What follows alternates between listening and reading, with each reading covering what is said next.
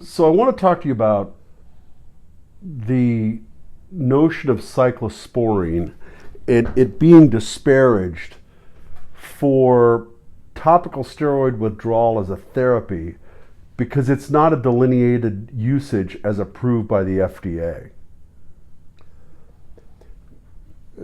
Cyclosporine has been used in dermatology for over 30 years. In various blistering diseases and psoriasis. In fact, in some quote-unquote misdiagnosed bad eczema people who were really addicted, unrecognized by the treating doctor. The dermatologists have gone the route of using methotrexate, Imuran, Cellcept, some big gun drugs, anti-mitotic, anti-cancer drugs for problem skin diseases. Rationale not there, studies not totally done, but using it off-label. Just like the arthritis doctors used drugs for a long time before studies were done on several drugs, et cetera, et cetera. The best I can say is either there is a fear in the newer doctors, on using something that they have never used before, or a jealousy, or an anger that their patient is going somewhere else, and they blast my usage of cyclosporine, which I very carefully, 13, 14, 15 years ago, looked over all the drugs that were available because I was seeing worse patients, worse cases, because they all had been on the super potent steroids. I could not control the red skin. They were not functioning. They were suicidal. I needed a big gun. I looked at methotrexate, Cellcept, Imuran, those available. Cyclosporine was the safest. It is used long-term in the transplant patients. It has been in dermatology. And with trepidation, with care. The first couple of patients, careful, low dose. Lo and behold, no problems. Up the dose better. Within days, they were markedly better. Days. Within a month, their red skin was gone. They were pale, normal skin color. They were functioning beautifully, mostly. And I started using it in every severe case and never had to take any patient off the drug, and probably have used it now 850, 900 times. Patients, all of them cured except 25, 30 still in treatment. All of the others are cured. No side effects, no problems, never had to stop the drug. So it's exceptionally safe. We do this in medicine all the time. Off-label. Recently, the FDA has stood up on their haunches and maybe with their teeth showing are pondering being much more proactive and stopping some of this. But I'm not sure that nothing specific has occurred yet. But again, we have always in medicine tried new things or recycled old drugs with care and caution because we wanted to help the patient. There was no extra penny in our pocket or in our prestige by using a new drug. We wanted to help that very ill patient. I have to reiterate, 850, 900 all cured or almost cured patients. No problems. You watch the kidney function, you watch the blood pressure. They are usually on the drug anywhere from 1 to 2.5, 3 years. And it stopped because they're all clear by then. Do you taper the use of cyclosporine as you start bringing patients off? Yes. That's done for several reasons. Safe, but I'm, just like the steroids I hooked onto as a culprit drug, which was safe. Everything has problems and side effects. So the less usage, the better. You use until you don't need it anymore. It's inappropriate otherwise. So it serves the purpose of not worrying about the patient and the drug. As you get to a lower dose, you rarely have any problems. The blood pressure and the kidney function never budge anymore. And it's psychologically fulfilling in that you tell the patient, you're getting better. You're getting better. We're lowering the dose. Look, you're still stable. You're doing okay. Why aren't you stopping the drug, doctor? Well, I don't want you to flare. Sometimes there's a late flare if you lower the drug too quickly or the dose is too low, and psychologically it's devastating to the patient. Can have you flare for 4 to 6 to 8 more weeks, whereas you were perfect for the last year, year and a half, 2 years. So that's the major reason I go slow. And disease follows patterns. Every disease, everything we do follows patterns if it's the right diagnosis and the right therapy. And everybody does well after 1 to 2, at the most 2.5, maybe 3 years on the drug, and you stop. I've never had to use it further than that. You mentioned the FDA taking a glimpse at off-purpose usages, and I'm going to step on a landmine here. And I was thinking about that. These cross-gender hormones that are being prescribed to people who are transitioning from one gender to the other, their usage of testosterone or progesterone, that's an off FDA usage, right? I'm uncertain. I'd have to see. I think it is. Shows. You could well be right. You know, those chemicals have been around for a long, long time, and doctors use hormones all the time. Not at times willy-nilly, but most often because of seemingly appropriate reasons. For the gender in which they were intended for. Yes. I don't think there are any FDA-approved studies that are looking at what's happening, the long-term effect of the opposite gender, specifically children. Sure. No, you're absolutely correct.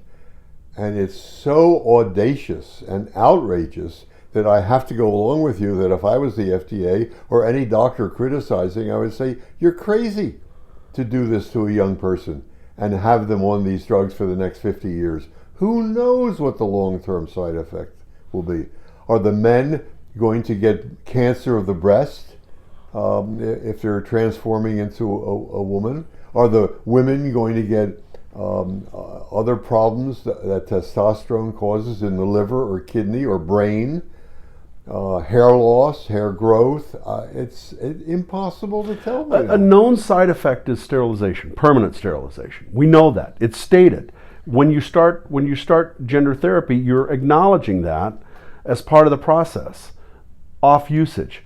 And the reason I bring it up is you have an internist recently with a patient that's refusing to prescribe cyclosporine because it's off usage. And I'm trying to reconcile this crazy world in which we're living in. No, it's the exact specifics are this female internist wouldn't write a request for a blood test pre-usage of cyclosporine, which I was going to prescribe, having seen the patient before, et cetera, refused and told the patient that that's the wrong drug for this woman, after I just told you 850 to 900 success cases, and how dare this internist, bemoan and belittle my work, and to scare the patient who is outrageously suffering,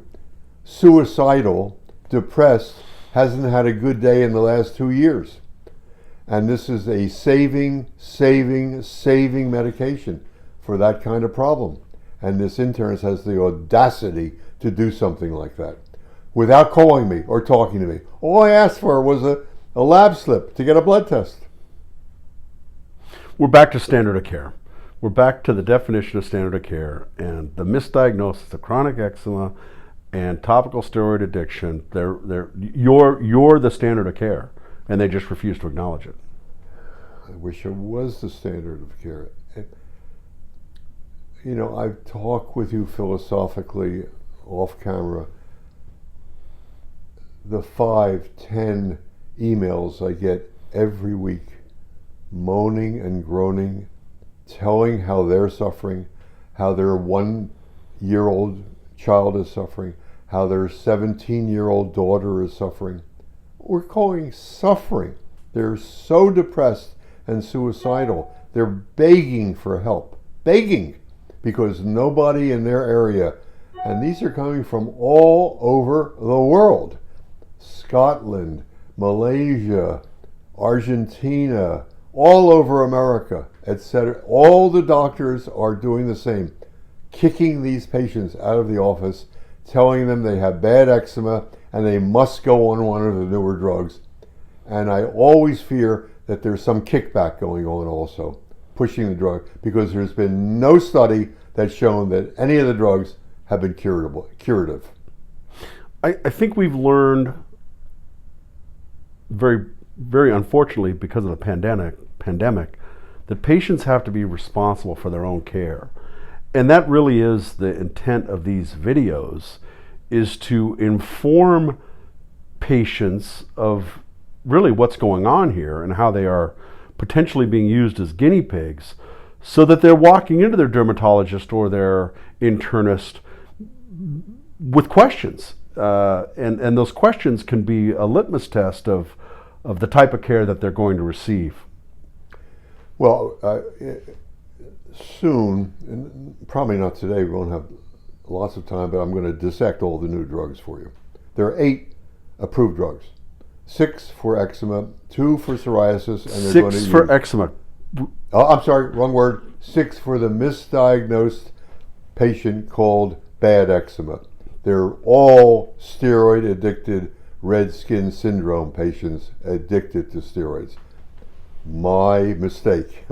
I apologize. So right away, all the tested patients for bad eczema never had eczema. They were steroid addicted.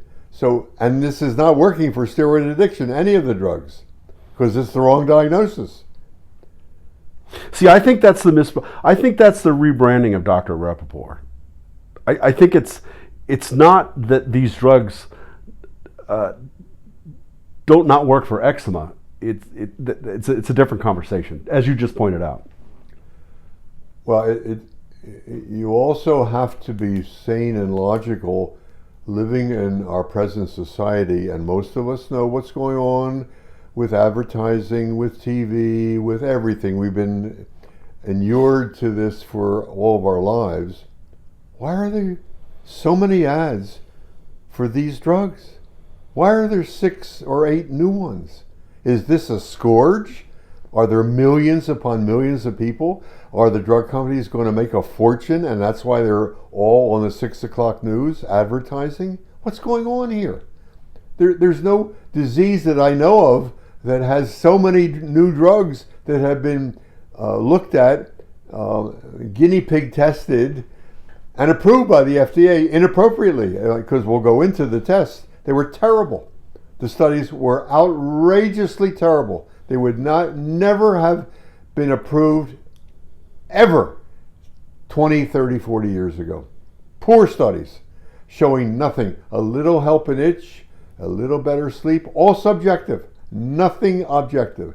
And if you look at the papers, and none of the doctors read the papers, I'm sure. They just prescribe because the pretty detail lady, the rep, comes in and says, we're going to get you free lunch, doctor. We got some free coupons for your patients also for their first 3 months. They don't have to pay. And then it's really covered by insurance. And then I looked into the pricing. It's not up on the computer anymore, like it was like Dupixent was several years ago. They're hiding it. We're talking about $40,000 to $80,000 a year per patient for unproven creams, pills, shots. No data has shown any long-term cure at all. All the Cure for what? Of poorly diagnosed bad eczema, which is red skin syndrome, steroid addiction. Please like, share, and subscribe. We got to get the word out. Dr. Marvin's banging his brains out here, and the only way we're going to really get through this issue is by shining the light of truth on it. So thank you. Please like, share, subscribe.